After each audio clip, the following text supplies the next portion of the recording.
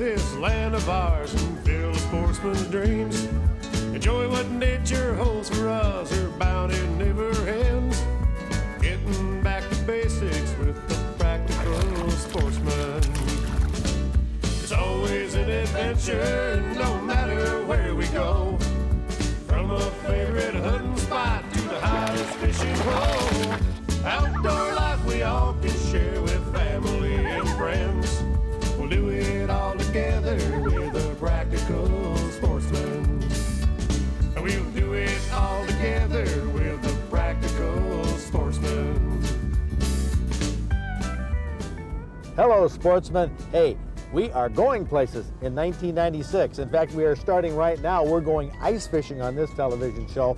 In fact, we're laying out the format now for the way we're going to be doing Practical Sportsman during the coming year. We have several different features. We're going to do an outdoor feature. We're going to have our Sportsman in the Law. We're going to do our Practical Craftsman, our guide report, and our sample show is coming up in just a moment. So stay tuned. I'm Fred Trost. This is Practical Sportsman, and we're going places.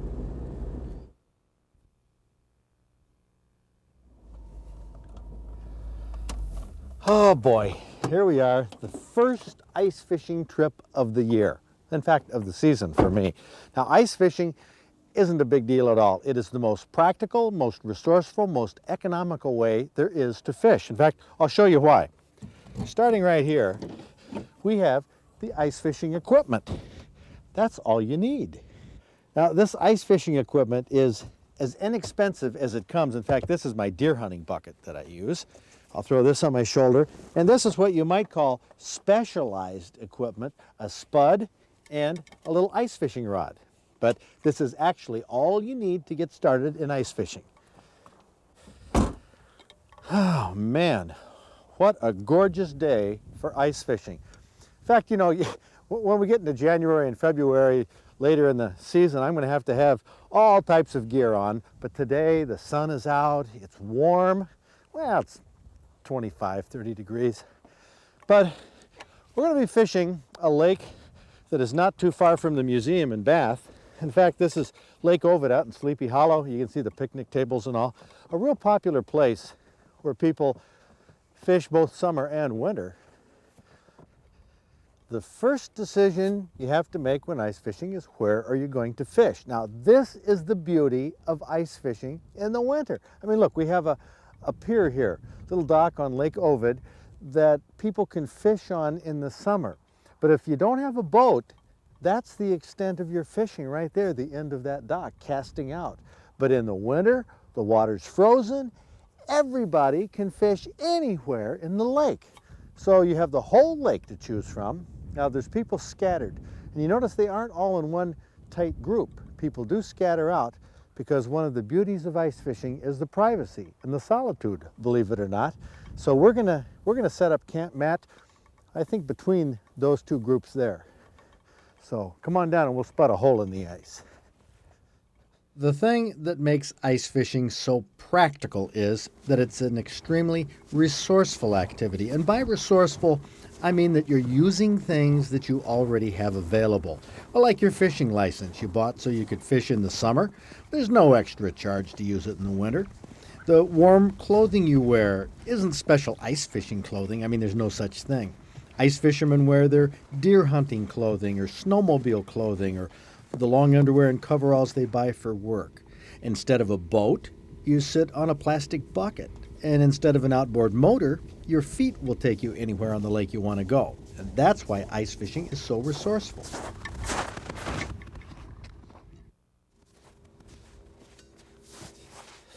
Okay, we're going to get a fresh spot here, and I'm going to spud this hole the old-fashioned way. This is called a spud. I don't know, 25, 30 years ago, it cost about $5. Not many people use them nowadays because they have augers, but this, you know, if you want to save money on ice fishing, this is the way to do it.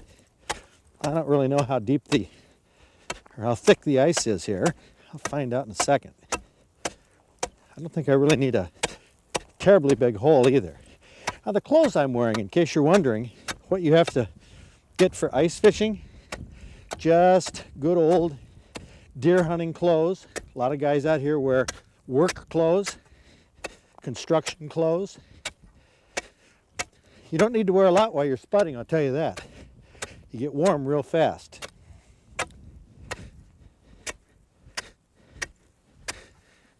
Later in the year, that's when you want an auger, a gas auger. But I'm trying to show you, there we go, how to go ice fishing on a budget. Okay, now, number 2 piece of specialized ice fishing equipment is this skimmer. It's a little plastic skimmer, but it's very important for any type of ice fishing to clear the slush out of the hole. Now this will give me a chance to see if I actually spudded a clean hole. I'm going to have to clean it up with the spud so I have enough room down there. There we go. Now take the, angle it like that. Now I think this is a big enough hole for any fish I'm going to catch. Lay the spud down. Now this is kind of difficult. When you lay something down on the ice, remember where the heck you put it, because it can get covered up and nothing flat. So you're wondering, why is this fun? I'll tell you why it's fun, because I'm sitting here by myself, peacefully, like all these guys are. You know, they're not out yakking with each other. They're not lonely. They're just taking a break. That's part of the charm of ice fishing, taking a break from the hassles of everyday work. Now what I've done here is I've clipped this little alligator clip with a weight on the teardrop, which is the little ice fishing lure. Once again, something that costs virtually nothing. I let this down in the hole. All I'm trying to do is find out how deep it is here. And it's surprising me. It's actually quite deep.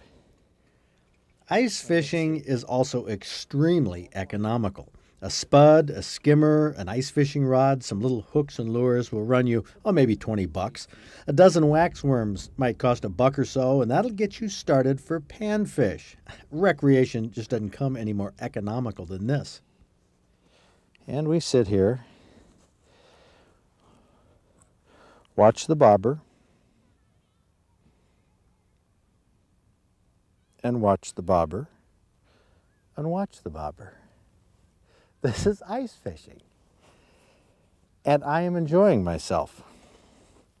I'll sit here until I get uncomfortable. And that's some of the people come out here and they fish for an hour and a half or so, and they say they're too cold or they have something else to do.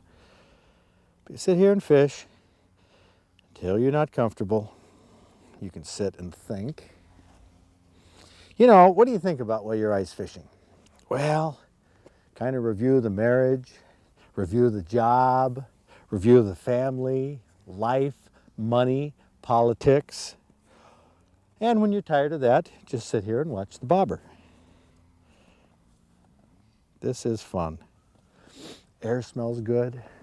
Wow. It's a break. It's a break from everyday life, which sometimes can get to be a hassle. Ice fishing really should be more popular than it is. I mean, people need to get away from traffic and telephones and the hassles of everyday life. I mean, it's good for a person to sit quietly and relax and think, especially in the winter when everybody feels cooped up and stressed because of the weather. If you want to know the truth, ice fishing is a great escape. So the next time you drive by a lake and see those fishermen sitting on buckets, think about what they're really doing. Catching fish? Oh yeah, that happens. But if the fish aren't biting, you still get your money's worth, because the value of quiet recreation will far exceed the small amount of money you'll spend.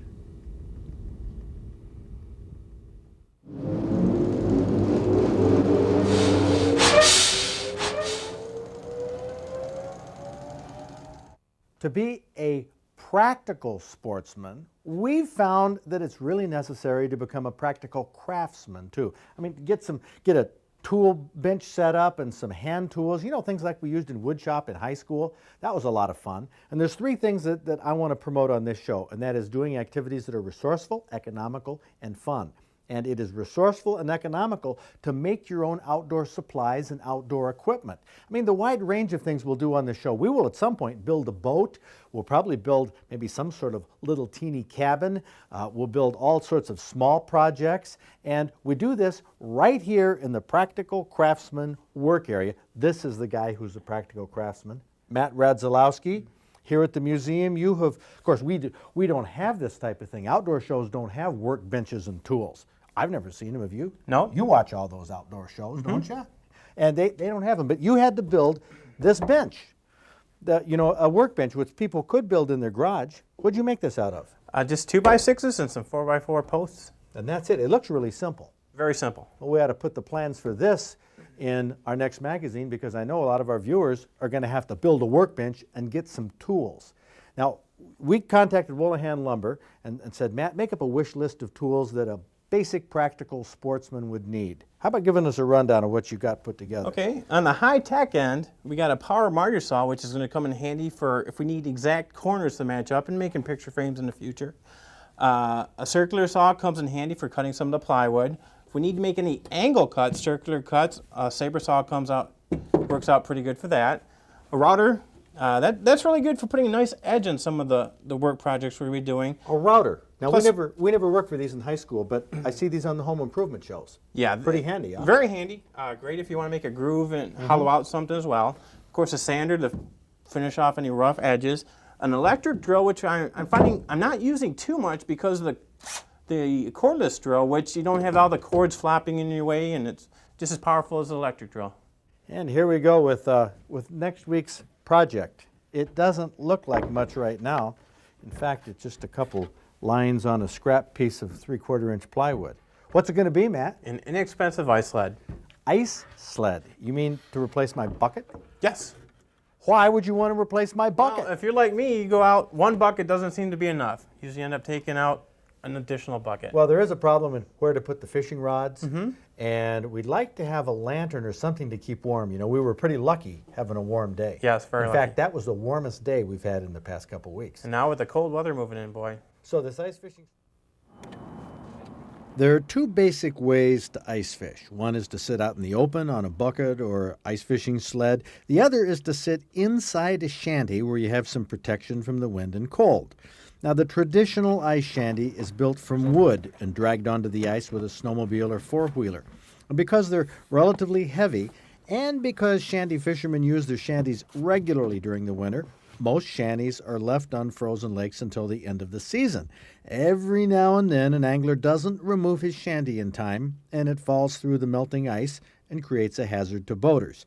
Now, to make shanty owners responsible, the DNR rules say that a person placing a shanty on the ice for fishing shall permanently affix their name and address on all sides of the shanty in legible letters at least 2 inches in height.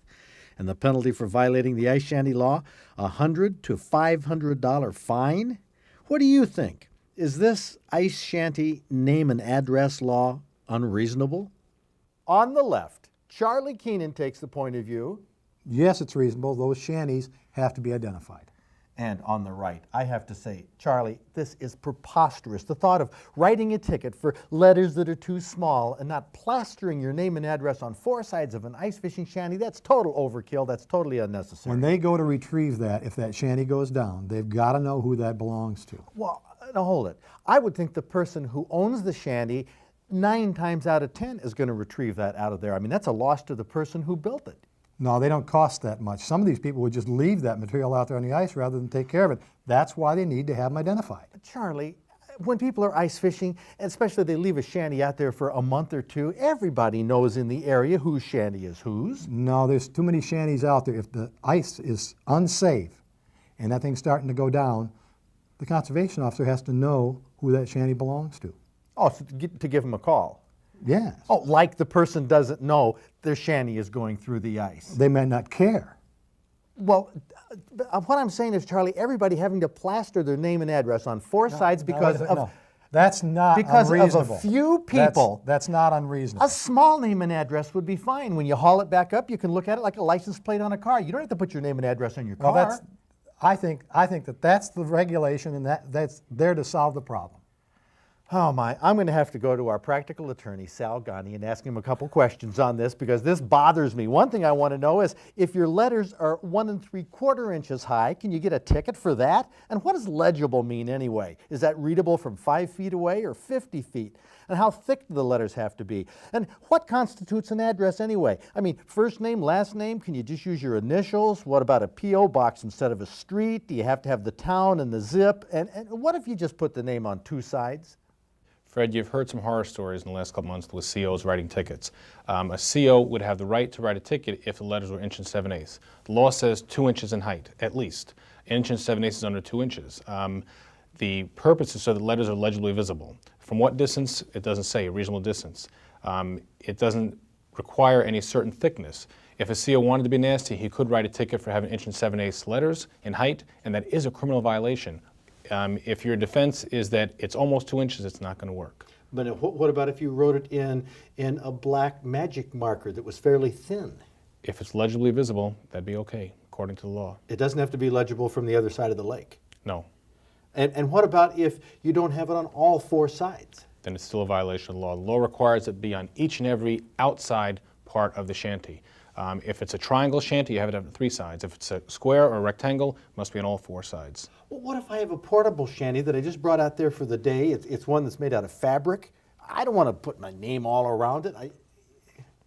That's tricky. I talked with the DNR official, and their position is that a portable shanty does not have to have the name on each side. However, you cannot vacate it. Once it becomes empty, then it must have letterings. If you had to leave for a second to go get lunch or go to the bathroom or something, you're violating the law.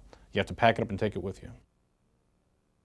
Scattered shots? What's this all about? Well, scattered shots refers to the stacks of mail that we get from you viewers, and they do comprise a lot of scattered shots, positive comments, negative comments, suggestions, ideas, and I want to use this part of the show to answer some of these concerns that I'm sure a lot of you people have. This is a letter here from a concerned angler, Curtis Paschke from Oxford. He says, we've got a group of guys that get together on Thursday to watch and listen about angling. And it's hunting, hunting, and more hunting. We're all faithful Fred Trost fans, but we're beginning to wonder, where's the fishing? Well, Curtis, we've come to the end of hunting season. After Big Buck Night, hunting season is over, and from September through the end of November, it is hunting, hunting, hunting on this show. But your letter will be replaced fairly soon by sportsmen who write in and say, it's fishing, fishing, fishing. But we have fishing season from now, really, until next fall.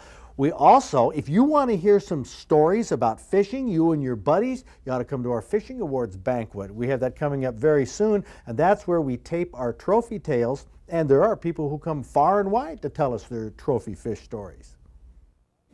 We have Heidi Raudebusch from Hinsdale, Illinois. You came all the way up from Illinois? Yeah. Terrific, and you were fishing off Van Buren County, Lake Michigan on the 3rd of July last year in the morning, and you caught this by yourself. All by myself. This is a 20.5-pound lake trout, 38 3/4 inches long. What was it like? Well, I didn't know it was going to be a really big fish, and I just started reeling in all by myself. And my dad just was holding the rod for me, and I was just kept reeling in, and it took about 15 minutes. You got it up to the boat and netted it, and who's this guy? This is the charter captain of Joint Venture, the boat I was on. She must have rehearsed that. She must have. I just can't imagine. Oh, okay, Captain. What's your name? Roger Ray, Joint Venture Charters, South Haven. Yeah, we got that. Joint Venture Charter, yes, out of South Haven. And of course, you have the Raudebusch's up frequently. Oh yes, they have a home there, summer home in South Haven. They went perch fishing. How many did you get? On Thursday, we got 122 perch. This captain got those perch for you? No, it was a different captain. A different captain. Same boat. And which boat might that be? Joint Venture. Charter, that's what I thought. got that in there. Okay, we got that worked out. Different captain, okay. Well, that's great. Well, she caught herself a trophy lake trout. You get very many this size? Yeah, actually we average about 3 or 4 a year. Yeah, no kidding. Well, Heidi, I want to thank you for bringing that to the banquet and coming all the way up from Hinsdale, Illinois. Thanks. Congratulations. Super. Now, another letter from somebody that does happen to be on the subject of shooting. This guy's name is Twain Sponsler from Illinois. He picks us up down there on the Peoria station, I guess, and he wants to see some more shows on ballistics and things, and he has a question about ballistics. He says, I believe you should shoot rifled slugs into smoothbore for more accuracy. A local gunsmith disagrees with me. Well, Twain Sponsler, I have some bad news. That gunsmith is right. In fact, I'm going to do something here that most sportsmen don't do who shoot shotguns and use slugs. These things cost, about $1 a piece, and they're sold as hollow point rifled slugs. And you can see the hollow point right there. Now, how accurate is this hollow point rifled slug? Well, if you'd cut one of these open, you'd see what's inside. And here is the actual shotgun slug. Now, it's rifled. Well, it's called rifled because it has grooves in it. Hollow point because presumably it has that little hollow point there, but look inside. The whole thing is totally hollow. Now, this is so unlike a rifle cartridge. A rifle cartridge is the most accurate cartridge you're going to find. It's pointed on the end. The shotgun slug isn't. It doesn't have grooves on it because the barrel spins the bullet as it goes down the barrel. A smoothbore throwing one of these rifled slugs is not going to be very accurate at all. Not any more accurate than a non-rifled slug. Now, when we went ice fishing at the beginning of this show, it was a warm day. Haven't seen one of those since. It's been freezing out. We're going to be ice fishing tomorrow. We hope to get some big bluegills. Matt Radzalowski has found a hot spot for big bluegills tomorrow, so we'll have that on next week's show. Let's start our guide report here. Matt found out from Saugatuck. Bill at Best Chance said they're getting some gills in Old Harbor and a couple steelhead per angler. This 1 to 2 to 3 steelhead thing seems to be pretty basic around the state. At Whitehall, perch limits 6 to 9 inches. Boy, that's getting on the mighty small side. Pere Marquette Sports Center in Ludington, walleye up to 6 pounds and a couple pike per angler. At Lake Cadillac, it's been good for pike up to 38 inches. In fact, we've heard good pike reports around the state, and crappie, good. Those are good, solid-sized crappie, 10 to 12 inches. Over here in the UP, Little Bay de Noc at Gladstone. Once again, 1 to 2 walleye per angler. That seems to be fairly standard around the state. It is real hot right now. 5-inch perch. What's this? Whoa, I tell you, they're coming up short on perch. Small perch around the state right now. Once again, on Tanagan, walleye 1 to 2 per angler. Snowmobile trails are excellent. Dick's favorite sport in Houghton. That's where they're majoring in pike right there, that Chassel Bay, Portage Lake. They're getting them up to 22 pounds. Lindquist Sports over in Marquette. Once again, 1 to 2 pike per angler, and there has been lots of slush on the ice. Hopefully this cold weather will get rid of that. Muskong Bay, getting 1 to 3 walleye per angler, and perch are good up to 10 inches. He doesn't tell us what the short ones are. Pat and Gary's at Indian River, 1 to 2 walleye per angler on Black Lake, and perch 10 to 12 inches, so those are good eater size. Buck's Bait and Tackle in Alpena. Lori says they're getting pike limits on Long Lake, walleye limits on Hubbard Lake. And speaking of Hubbard Lake, last year on the 2nd of January, Bill Gosen from Saginaw got this 14.5-inch yellow perch, 1 pound from Hubbard Lake. Got that on a Jig-a-Whopper. Wellman's Sports Shop here in Oscoda report perch limits off Au Gray. Don't know what the size are, but they are getting 1 to 2 steelhead per angler. Frank's down in Linwood says they're getting some limits of perch, 8 to 11 inches. This is Saginaw Bay.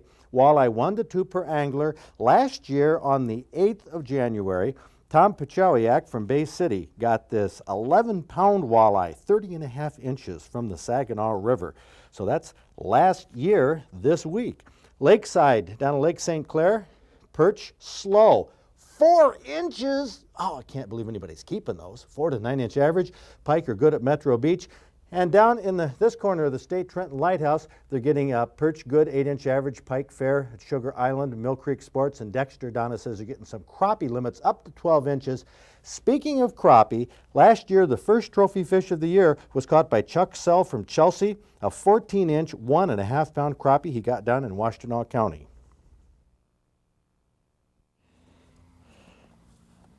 This is fun. Air smells good. Wow. It's a break. It's a break from everyday life, which sometimes can get to be a hassle. Ice fishing really should be more popular than it is. I mean, people need to get away from traffic and telephones and the hassles of everyday life. I mean, it's good for a person to sit quietly and relax and think, especially in the winter when everybody feels cooped up and stressed because of the weather. If you want to know the truth, ice fishing is a great escape. So the next time you drive by a lake and see those fishermen sitting on buckets, think about what they're really doing. Catching fish? Oh yeah, that happens. But if the fish aren't biting, you still get your money's worth because the value of quiet recreation will far exceed the small amount of money you'll spend.